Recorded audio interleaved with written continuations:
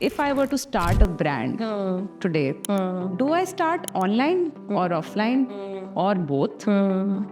What are the smart ways to go about it? I think in today's time, online, yes, Okay. because the investments are limited. Right. You can at least start online from your bedroom. Okay. So I think online is a good space to start from because it helps you, and because of we have so many tools that we have easy access to. You have all your editing tools, you have your social media tools. Right. There's a lot that can be created. So I think in today's time, online becomes a good space to start from. Yeah. Good space to gauge what is happening. Sure. But I'm a firm believer for a product to become product, for a product to become memorable, touch and feel is very important. Yeah. And especially while we are in the digital age, but the beauty of touch and feel, And how it feels, and everything. what it induces. So, for example, when I see you in that pair of earrings, Yeah. if I saw the same pair of earrings in a campaign, it would look very different on a model Yeah. versus a person who's a living, breathing person who's talking.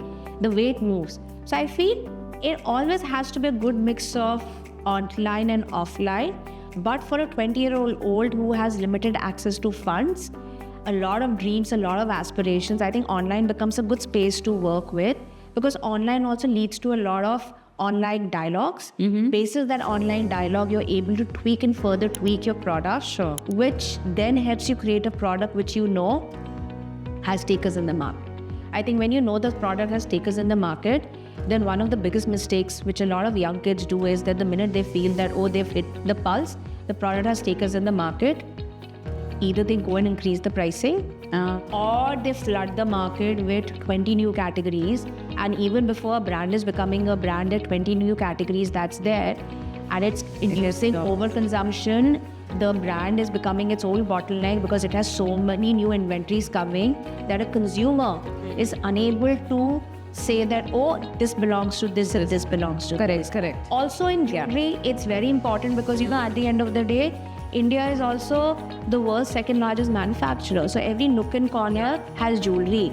There are wholesalers, there are aggregators, there are exporters selling export surplus.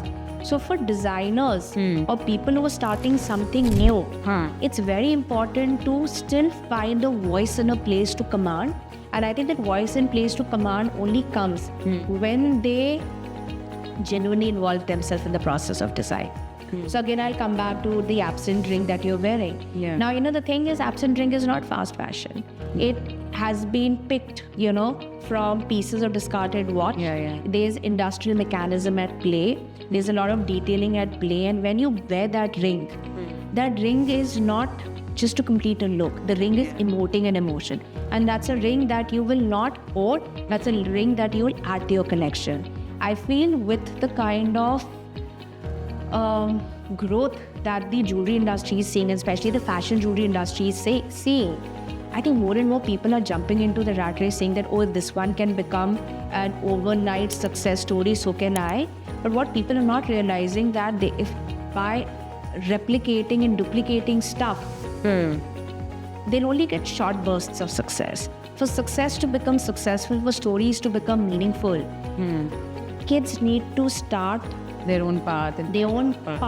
find their own voice, create that story, start narrating that stories, because then the brand is here to stay. First 20-year-old is a beautiful category to be in because the world is your oyster. Everything is a possibility. Right. There's a certain kind of newness. I say the first and foremost is to have an aptitude and an appetite for something. Right. Create something that you enjoy. Because when you enjoy something, it's coming from the purity of what you're building.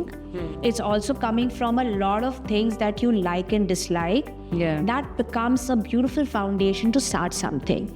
And when you talk to a lot of successful entrepreneurs, you'll always realize that the product that they created comes from a certain lack that they felt. So that becomes the best place to start from. The second place to start from is that once you've identified a gap or a product that you want to get into, don't be in a rush to start. This period of creating, research and design, research and thought is the most important phase. And while that's important, yet don't be a perfectionist. Don't say that I will only bring a product into the market when it's fully ready, because the product will never be ready. What you like today, you may not like tomorrow. What you like tomorrow, may become obsolete the third day. Thank you for watching my clips. If you want more clips like this, please follow my channel, the SMS India Clips.